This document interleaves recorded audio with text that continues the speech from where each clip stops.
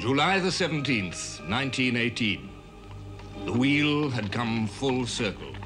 Once again, as in 1914, all the war, all its potential, all its hopes and fears and deceitful promises was centered on the River Marne. And on the Marne, the war had reached a brief moment of equipoise.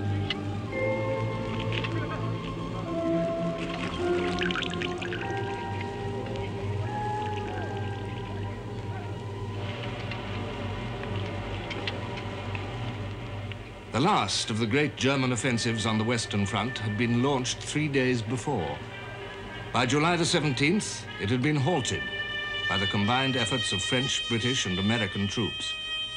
General Ludendorff gave orders for the attack to cease. A continuation of the offensive would have cost us too much. General Foch, commander-in-chief of the Allied armies, asked, what indeed had been the results of this Friedensturm, which it had been so loudly proclaimed was to bring peace by one victorious rush? Nothing but bitterness and deception, forerunners of defeat. On the night of July the 17th, Ludendorff traveled northward to the headquarters of Crown Prince Ruprecht of Bavaria to discuss the final offensive against the British army, which had always been his main intention. For the few quiet hours while the equipoise lasted, the Germans remained unsuspecting.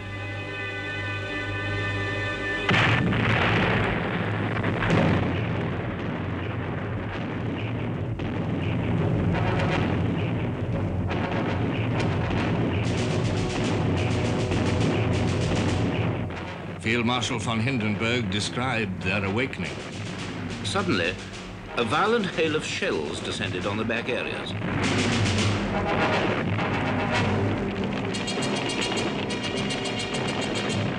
The enemy was undoubtedly attacking on the whole front from the Aisne to the Marne.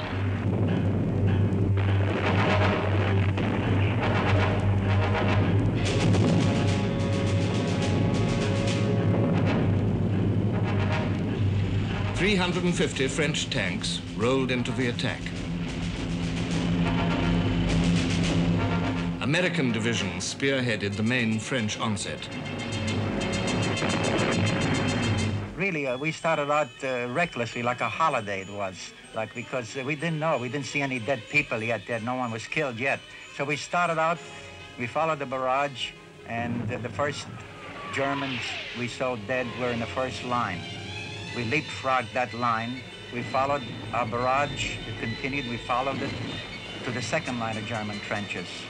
There, too, a lot of Germans were killed by our barrage, and there wasn't much opposition the first half hour or so. When the Germans recovered from their surprise, resistance stiffened. It was never easy to defeat the German army.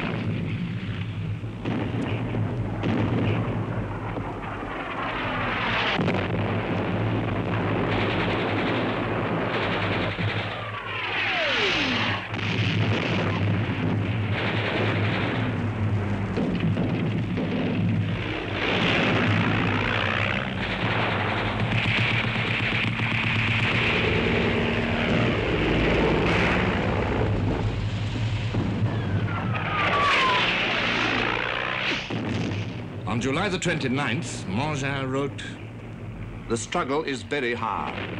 We've had some success, but the Boche is holding firmly onto the swing door, which I'm trying to close.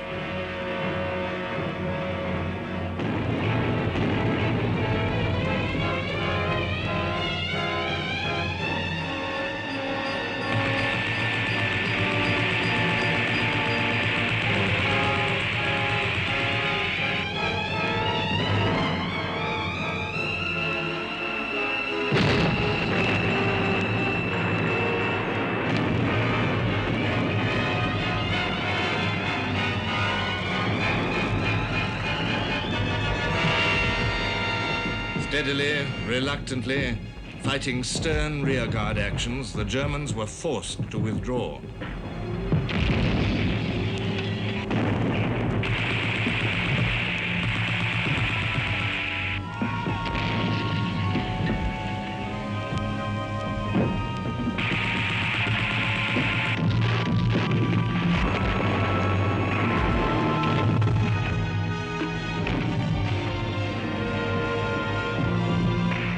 Once again, the tide had turned. Once again, the German army was retreating from the River Marne. Hindenburg wrote, It was a grievous decision. How the enemy would rejoice if the word Marne were to mean a revolution and a military situation for the second time. Paris, and indeed all France, would breathe again.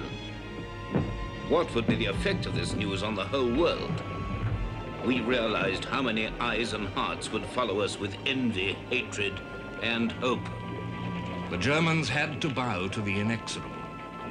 On August the 2nd, they evacuated Soissons. By August the 5th, the Second Battle of the Marne was over.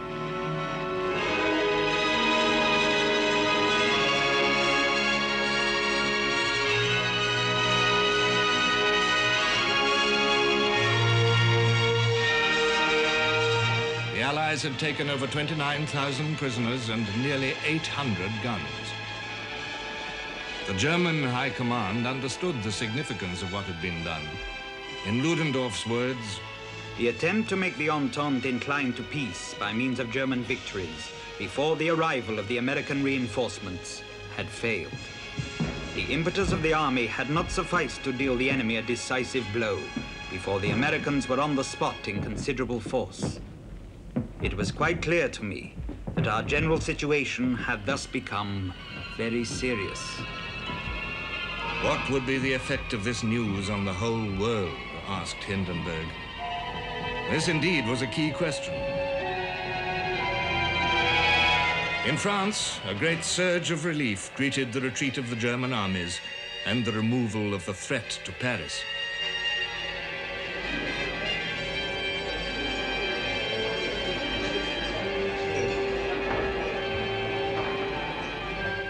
In America, there was pride at the part played in these great events by the young army of the Republic. These July battles were America's first awakening to the harsh truths of the war. American losses had been heavy as their high-spirited but inexperienced soldiers stormed into the attack. General Mangin, who commanded them, said, "You rushed into the fight as though to a fate. American comrades, I am grateful to you for the blood so generously spilled on the soil of my country." In Britain, the news of victory, after months of anxious waiting, months of shocked awareness of German strength, was treated with care. On August the 4th, as the battle was ending, Lord Rothermere wrote in the Sunday Pictorial, "We are still very far from our goal, and we ought soberly to confront the situation as it now exists." Germany in 1918 had displayed to the world such ruthless force that men might well doubt the possibility of its waning. Yet in Germany, as the Battle of the Marne developed and the news of it reached the people, uneasy voices were heard and would not be stilled. The Cologne Gazette reported, "Reviewing events at home during the 4th year of the war, the inference is obvious that a true offensive spirit is lacking at home. In this connection, there is no more instructive comparison than that of our arch-enemy, Great Britain. For Britain's home front has no loopholes and no weak spots." The British government might ruefully smile to learn that Britain had no weak spots. There was a strike of munition workers in Coventry and Birmingham at the very climax of the Battle of the Marne. There was a strike of women operating London buses and trams, followed by the threat of another by women workers on the Underground. There was a strike in the Yorkshire coalfields, coinciding with the disclosure of a serious Allied shortage of coal. There were searching queries by an ex-minister, Lord Lansdowne, about the very object of the war itself. There were continuing shipping losses, still in excess of new building. There were food shortages and a frightening influenza epidemic.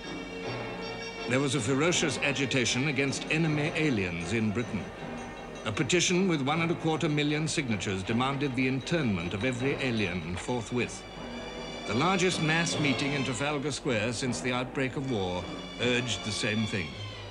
This rage against aliens displayed the hysterical element in Britain's will to victory.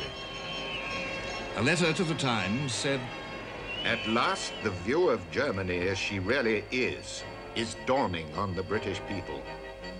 They are beginning to think that with a nation so polluted and polluting, whose ideals are so false, and whose human feeling is so dead, no people acknowledging the morals of Christianity or even of civilization ought, as it values its own soul, to have truck or dealing or even speech." On August the 8th, the London Times reported an article in the Frankfurter Zeitung. There would be little sense in yielding to illusions about what is before us. We shall have to go on fighting during the winter, and doubtless during next summer also. And the troops which are crossing the ocean every day from America must feed the war, like fresh logs thrown upon a dying fire. And this will not make the fighting easy. On this day, August the 8th, fresh logs were indeed thrown on the fire. On July the 17th, the eve of Foch's counterstroke on the Marne, the British Commander-in-Chief, Sir Douglas Haig, had suggested to him a joint French and British attack to relieve the important rail centre of Amiens. This proposal, said Foch, was perfectly in harmony with my way of looking at the matter. On July the 20th, he wrote to Haig, "Having reached the point where we now are, it is indispensable to seize the enemy and attack him wherever we can do so to our own advantage. The combined attack should be carried out at once."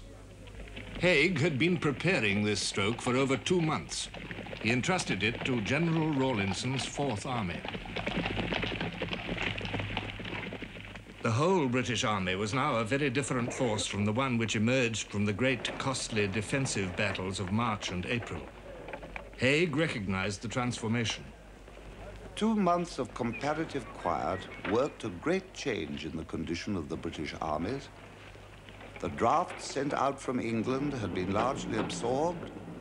Many of the reinforcements from other fronts had arrived, and the number of our effective infantry divisions had risen from 45 to 52. In artillery, we were stronger than we had ever been. The British Army was ready to take the offensive. By 1918, British war production was truly organized on the scale of these tremendous needs. In March and April, under the German hammer blows, the British Army lost over 1,000 guns and vast quantities of war material. British production was able to replace these losses before the same battles were over. At the end of April, the King addressed a message to the munitions workers. The King has learned from the military authorities that practically all the losses and expenditure of munitions during the battle have already been made good without any undue depletion of normal reserves, out of the resources which have been held in readiness and by the additional effort which has been made. There are now actually more serviceable guns, machine guns and aeroplanes with the British armies in the field than there were on the eve of the German attack. Thus fortified, Haig completed his preparations to counterattack. But, as 1916 and 1917 had shown, something more was needed than filled ranks and vast stocks of war material. Secrecy. By every trick in the book, the British Fourth Army worked to achieve surprise. Every soldier had a notice pasted into his paybook. It said, "Keep your mouth shut. The success of any operation we carry out depends chiefly on surprise. Do not talk. When you know that your unit is making preparations for an attack, don't talk about them to men in other units or to strangers. And keep your mouth shut, especially in public places. Do not be inquisitive about what other units are doing. If you hear or see anything, keep it to yourself. The success of the operations and the lives of your comrades depend on your silence. On July the 28th, Foch placed the first French army under Haig's command for the forthcoming battle. This was kept secret.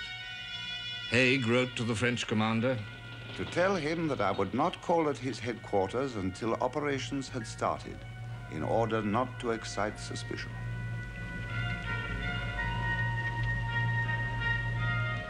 Behind the Australians was massed another formidable fighting unit, the Canadian Corps, nearly 100,000 strong. This too was kept secret. Behind them all, to exploit a success, the Cavalry Corps was brought in, with over 15,000 horses to hide on the empty Somme uplands.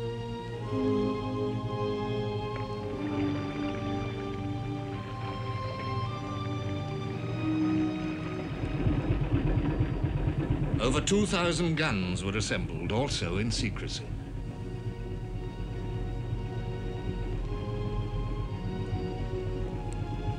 And since this was 1918 and a different style of war, Rawlinson had under his command, silently gathered, some 800 aircraft and 534 tanks. Of all this, the German High Command knew nothing. On August the 4th, Ludendorff composed an order of the day. I'm under the impression that in many quarters the possibility of an enemy offensive is viewed with a certain degree of apprehension. There is nothing to justify this apprehension, provided our troops are vigilant and do their duty. The Battle of Amiens opened at 4:20 a.m. on August the 8th. We are the dead. Short days ago we lived, felt dawn, saw sunset glow, loved and were loved, and now we lie in Flanders fields. Take up our quarrel with the foe. To you from failing hands we throw the torch. Be yours to hold it high. If ye break faith with us who die, we shall not sleep.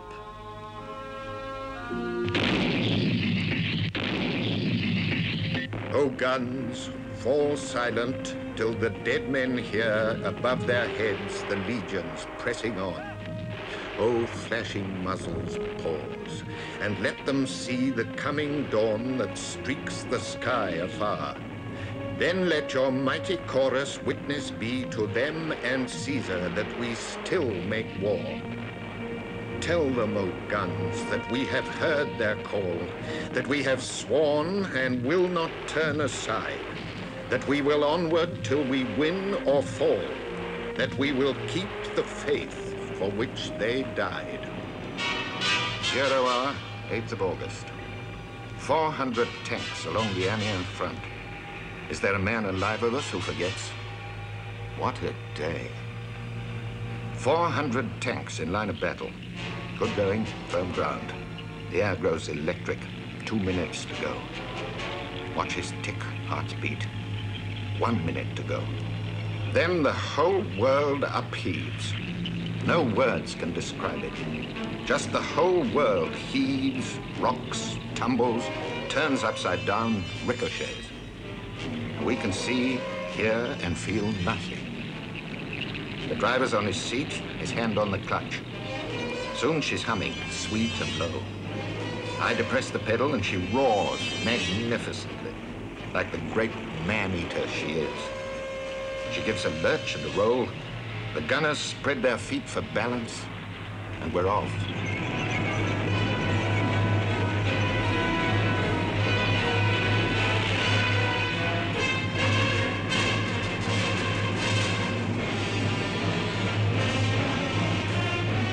The going was marvelous. Grass was just like you'd put in your front garden, just like a bit of Cumberland turf. It was springy. You felt you were in for a joyride.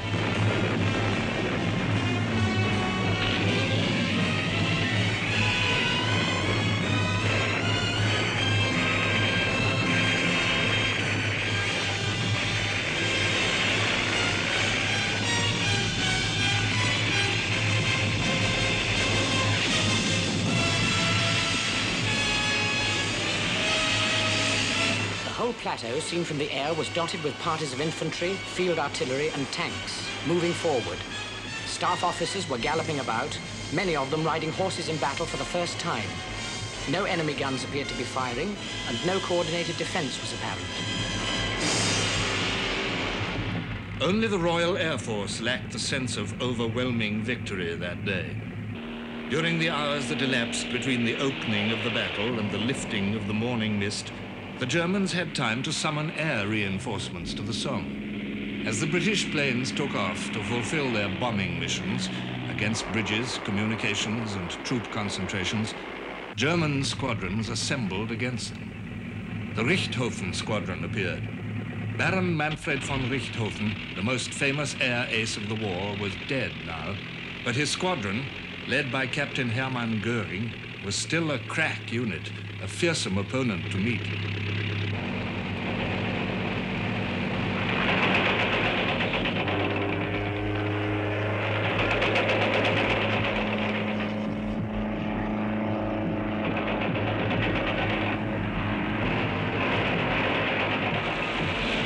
The Royal Air Force lost 44 machines in battle, and 52 more were wrecked.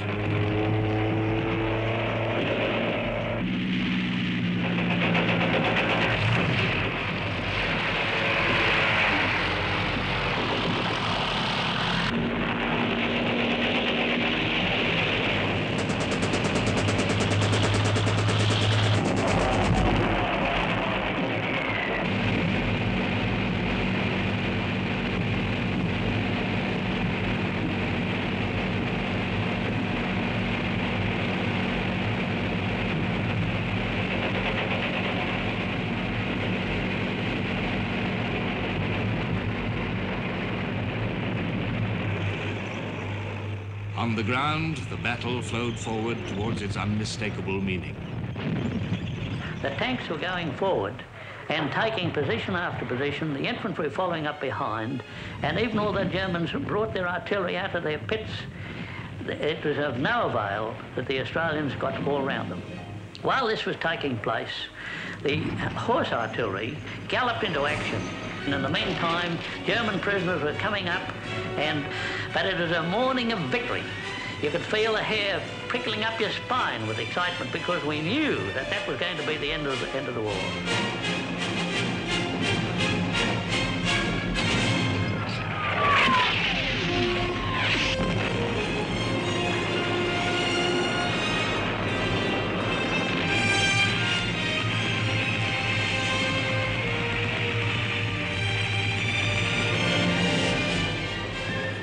By 1:30, the Australians were on all their objectives. They had captured over 7,800 prisoners and 173 guns. The Canadians made the deepest advance, nearly 8 miles, and took nearly 5,000 prisoners. Altogether, the British and French armies captured some 15,000 Germans that day. Was this the reward, at last, of patient years of endeavor?